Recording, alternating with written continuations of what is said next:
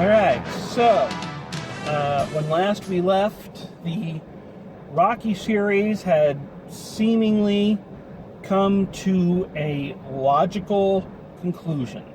Rocky had come full circle. He had conquered whatever demons he had made peace with life, and, the book was closed. And then, the years pass, things go by, seasons change, turn, all that nonsense.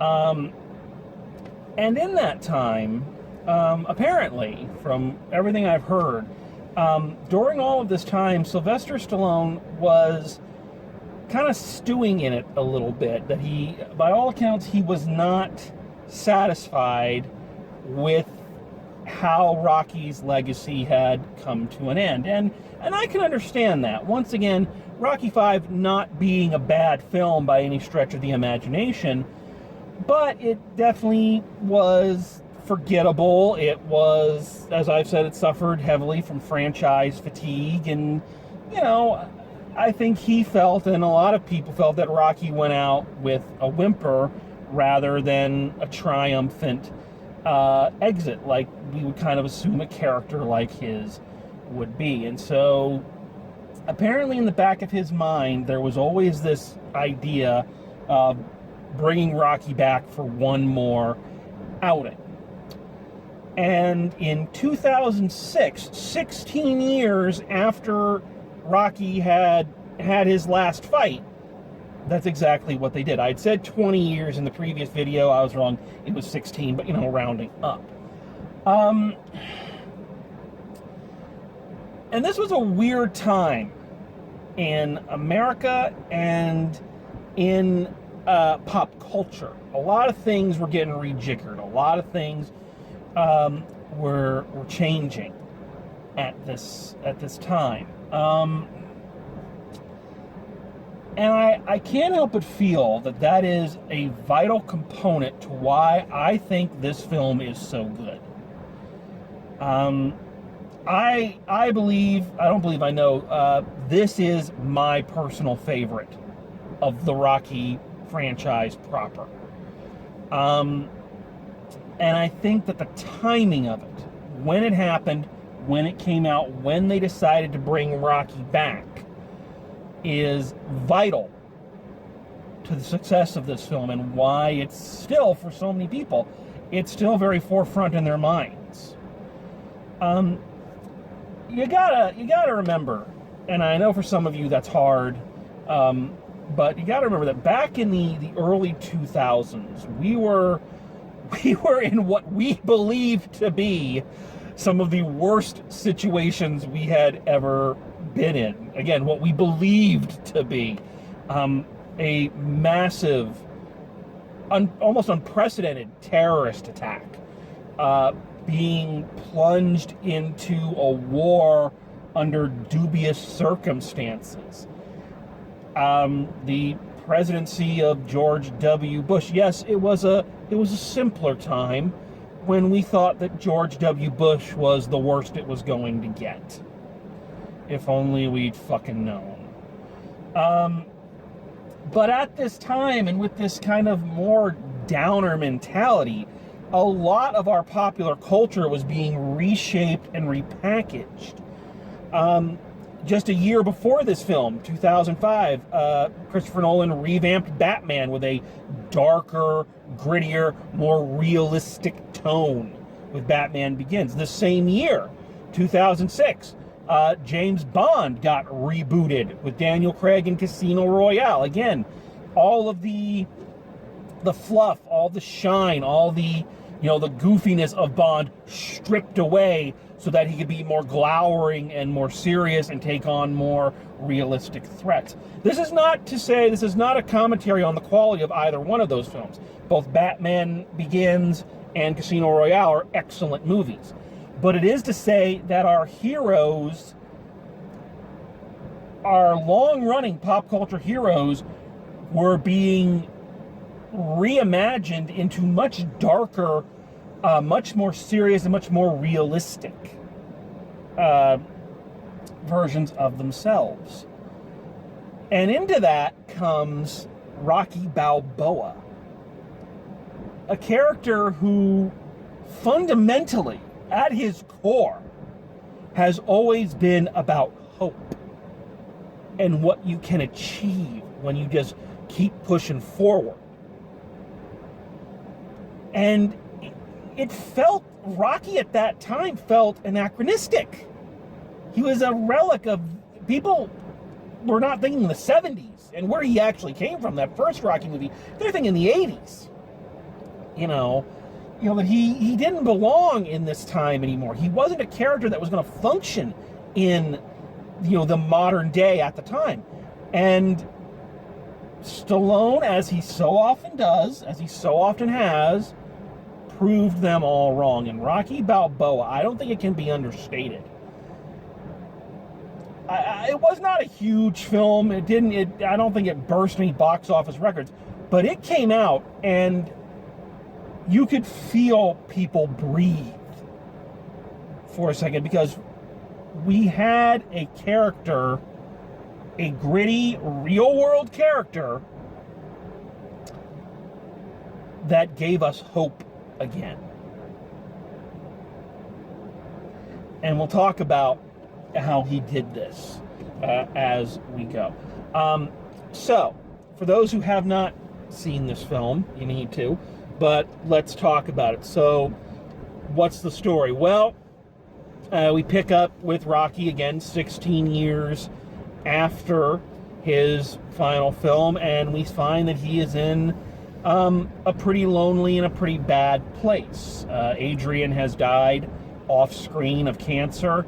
You see that the world Rocky has inhabited is breaking down and changing. He does a really heartbreaking opening where he and Paulie take a walking tour of everywhere. Rocky and Adrian went on their first date, and they find like the skating rink's been torn down and all this. So Rocky's world and Rocky's life is very much in a shambles. Add to that his son, Robert, played now by Milo Ventimiglia. I'm sorry, Paisan. You got a hard to pronounce last name, but that's an Italian brother for you. So sorry if I'm butchering that, Goomba. But anyway, they are having a bit of a strain on their relationship because he's attempting to Rocky Jr. is attempting to go out and kind of make his own path, but he's finding it hard when he's established with such a hero of Philadelphia. So Rocky's world is very confusing, very lost, and as he says, he's got a lot of stuff in the basement. He's got some emotions and things that he just does not know how to deal with. At this same time, the current heavyweight champion of the world, Mason the Line Dixon. Again, I love the names that Stallone comes up with for Rocky's opponents. I love that name. Played by actual champion boxer Antonio Trevor, is having problems of his own. He's the heavyweight champion of the world, but nobody's taking him seriously, saying he's never fought a real fight. He's always gone up against guys who are weaker than him. He hasn't ever been in there with somebody who's pushed him to the limit. And for some reason, ESPN runs a video game simulation of what would happen if Rocky and Mason the Line Dixon had a fight. And the simulation says Rocky would win. It starts this big publicity thing. Long story short, people handling Mason the Line Dixon decide they are going to pump up this exhibition fight between him and Rocky Balboa. So Rocky, at first tentative about it, decides this is what he needs to do, and he's getting back in the ring for one more great fight. So there is a lot going on here. And let's talk about everything that's just really good about this movie. First of all, I love everything Stallone did, every directorial choice. He's back in the director's chair for this one. And he's taken the 80s shine off of it and put what I guess then be a more modern visual style, darker colors, darker lighting. Even, in certain scenes, in Mason the Line Dixon's training facility, it's very bright, but he's always in darker colors, showing that he's, going through some stuff. Again, Stallone has proven himself throughout the series to be a far better director than I think anyone has given him credit for. And I wish he would direct more. I think he's got a lot to offer in the director's chair. Again, it's amazing how good of a writer he is too, and how well he understands this character and this character's world. Rocky seems to be in a logical place. Every character's situation makes complete logical sense from where they left off.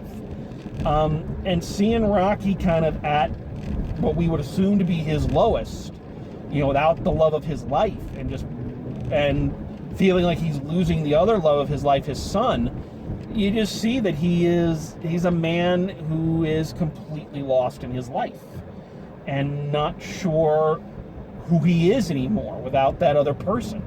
Even when he had to quit fighting in Rocky V, as the whole point of that big scene with him and Adrian, that he still had them. Well, he doesn't anymore. All he's got is Paulie. I also got to say, I haven't talked much about Paulie in all of these, but Paulie is a difficult character because he's not a good character. He's an ass. That is his stock and trade. He is an ass. He's a jealous ass. He's an abusive ass. He's that loudmouth family member or friend that you keep around because that's what you do in Italian families. But he's always a difficult character because he just seems so out of place with everything else. And the question of why Rocky just doesn't kick him to the curb. But I love him in this movie because I think this is Paulie at his absolute best. And it took, you needed the previous 5 films to appreciate where he ends up in the last years of his life. During the walking scene where they're going through on the walking tour of, everywhere Rocky and Adrian went on their first date, Paulie explodes at him and says, "Why are you doing this? Why are you torturing yourself? You should be thankful. You treated her good. You got the good memories. I treated her bad. I don't have anything good to remember." It's a moment of self-realization on Paulie's part. And probably, if you go back and watch all the movies, which again I did, you see that a bit in him, and that he realizes what a monster he is and kind of how worthless he is compared to someone not just famous and powerful and big like Rocky, but who's good like Rocky. It's a moment of self-realization, and then his role throughout the film is kind of trying to make up for that, trying to coach Rocky through these rough times. And it's excellent character development for a character who hadn't had a lot of that throughout the series. I also got to give big ups to Milo. I'm just going to call him Milo. I'm not even going to try to go with his last name. Who I had previously, up to this point, I'd only known him from the Gilmore Girls, and I never liked Jess. I'm a Dean guy all the way. But anyway, I've had that debate. But I think he does an outstanding job. I mean, this is where he really shows off his acting chops. He holds his own with Stallone, and that rhymes. And I think gives some good characterization to a character that really had grown the most between films. I mean, he'd gone from a kid to a young adult. That's a huge gap where we're not privy to all the things that happened, but I think he fills in those gaps, picking up where Sage Stallone left off, and it's a logical progression. And you see that his anger is not aimed at his father necessarily, but aimed at that how he feels he's being treated unfairly because of who his father is. He loves his father, but he is still trapped in kind of what he feels is kind of a no man's land. I also love, again, we talked about character consistency. Rocky is consistently in love with Adrian. Adrian is his one true love. They introduce a new female friend for him who is supposed to be the little girl he walks home at the beginning of the first movie, all grown up with her own son. And there's a hint maybe that this is supposed to be a new romance for him, but even he says, hey, I'm married. I'm still married. She's gone, but I'm still married. And I like that. You don't see that a lot in movies or TV. I remember having conversations like that with people I was in a playwriting class with when I was in college. Some of the female students saying they hate how you can never have a male and a female character on stage who aren't in love. They always have to be in love. There's no such thing as a male and female character who are just friends. And this is one of the rare examples of a male and female character who care about each other, and Rocky is doing everything he can to help her and help her son. And there's no romance there. You get the idea there might be something, but I think it's more of a sign of its connection to the old world that he knew. And Rocky's at his best when he's helping people. That's when he feels alive and feels like he's worth something. I also got to give big ups to Antonio Trevor as Mason the Lion Dixon. Not the most fleshed out character in the world, but I think giving him the personality trait or the character trait that he's a fighter who's never gone up against somebody that really fights back, and that he's got something to prove. So he's feeling like he's the champion, but nobody's treating him like a champion, even though he's done everything that a champion should do. So we now have something that I often said was missing from Ivan Drago, and that is some kind of character depth for the opponent, and not just being the obstacle. They have a reason they're fighting just as much as Rocky has the reason that he's fighting. There is not much about this movie I can complain about. I can't really think of anything that doesn't work, that doesn't fit. It was everything that a final act for Rocky should have been. But we got to talk about the moment that makes this more than just a nostalgia cash grab like we have so many of now. And again, why I feel like in 2006, at that moment, we didn't know it, but we needed Rocky. I think this has not just one of the best moments, bar none, in any Rocky movie. I think it has one of the best moments of any film I've ever seen. If I had to rank like best scenes or best movie moments or speeches, this moment is right up there.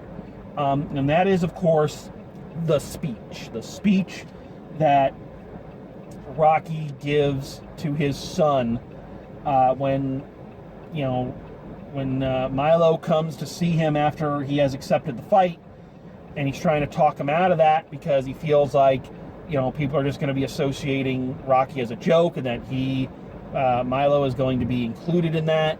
And he's begging him to stop the fight, and he's yelling at him, and Rocky gives him the talk. And I'm going to recite some of it, but I can't do it justice. It's a moment that you need that character, that actor, saying those words to make it complete. And Rocky basically tells him, again, I'm going to paraphrase, that the world isn't an easy place to live in. Nobody's going to beat you down harder than life, and if you let it, it'll beat you to your knees and keep you there permanently. But it ain't about how hard you hit. It's about how hard you can get hit and keep moving forward. How much you can take and keep moving forward. And I think that moment, that scene, that speech is something we needed to hear back then. So again, so many of our heroes, so many of our pop culture heroes had gone the other way. Turned away from fun, turned away from hope. They were dark, the world was ugly, and the only way to beat it was to be just as ugly and dark as the world. Rocky is saying that's not true. The trick is you got to be able to take the punishment and you got to keep pushing forward, because if you don't, you're just going to turn ugly and bitter and angry, and that's no way to live. And as he says, that's what cowards do. Moreover, I think that is indicative of the Rocky series as a whole. I think it is the perfect statement of how do you describe Rocky as a character? How do you describe the outlook of these films in one scene? And I think this is the scene that does it. This is the scene through all of the great scenes, all of the wonderful montages, all of the Yo Adrians, all I want to do is go the distance, all the Survivor, all the great fights. I think it is this monologue that sums up the Rocky franchise and Rocky himself as a character and as a pop culture icon. Because that has always been his mantra. It's always been kind of a joke as you watch these movies. Rocky's never been the best boxer. He even says it in the first film. What he's good at is, taking punishment. He's never been the slickest like Apollo Creed. He's never been the strongest like Clubber Lang or Ivan Drago. But what he has had is more determination and more heart, to use a cliche, than anyone else. That he is willing to take that punishment to keep fighting forward and to keep going forward. That is what made Rocky the hero back in 1976 when the first film debuted. That's what people connected with, and that is what, through all the glitz, through all the gloss, through all the 80s, that was what was always the brightest star about that character. He would take it. And if he could take it, by extension, we, the audience, could take it and keep moving forward. And I honestly think at that time, at that place, that point in history, we needed to hear that. And I honestly think right now, at this time, at this place, we need to hear that. We need to be reminded that you got to toughen up. And yeah, the world's going to keep hitting you. The world has kept hitting us repeatedly throughout this year. But if you can't take the hits, you're not going to make it. You got to, you got to take it. You got to take the punches and keep moving forward, because otherwise there is no alternative. And again, it's a moment that only can happen with that character, that actor, after the history that he has had and the worlds that he's lived through. It wouldn't work anywhere else. Anywhere else, it would just be another go win one for the Gipper, sports speech. You needed the history, you needed the connection with the character, you needed the actor's connection to the material to make it that powerful of a scene. And I think it truly is one of the best moments in cinema, in my opinion. And it's what solidifies the Rocky franchise for me. It's why when I say this is my favorite, that's the reason. So, I don't know what else to say about this film, other than when I'm feeling down, when I feel low, and I had a couple years there where I felt really low, guys. When I am really in a sad place and I need to kind of get myself out of it, I go and I watch that movie, or I'll just watch that scene, and it'll help. It'll reinvigorate you. So if you've never seen it, maybe check it out. I don't think you'll regret it. So with this film, I think it is safe to say that, and the way it was received, people really loved this film. This movie was what Rocky himself kind of always was. It was an underdog. No people, a Rocky movie again? But it came out and people loved it. It got great reviews. People were receptive to it. It was good to have our old hero back. Good to have that feeling of hope again.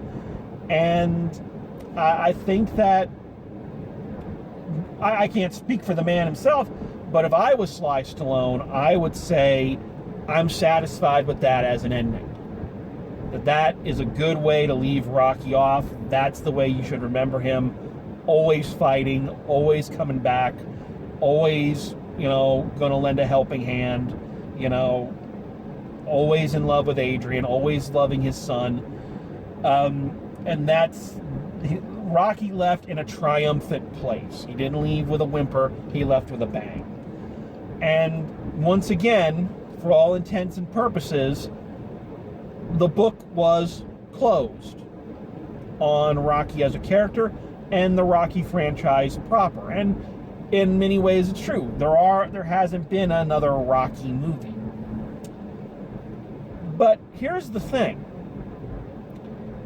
When you create a character that is this influential, that has lasted through decades, whose movie is considered one of the all-time best and film franchises is one of the most endearing, you're going to inspire a lot of people. And that inspiration can sometimes lead to new ideas that maybe the original creator never thought of or never thought possible. And again, unbeknownst to Sylvester Stallone, a young director had been watching the Rocky franchise since he was a kid. He says his dad was a big fan of the series, and that whenever he had a big game, his dad would make him watch Rocky 2. And he fell in love with the story, the character, and specifically the character of Apollo Creed. And a few years later, that young man teamed up with the wily veteran in Sylvester Stallone and another young up-and-comer to reinvent the Rocky series for a new generation. And boy, howdy, did they fucking do an amazing job. So next time, we will step away from Rocky himself, and we will see the beginning of the legend of Creed. So, until next time, yo Adrian, drive safe, and I will see you at the movies.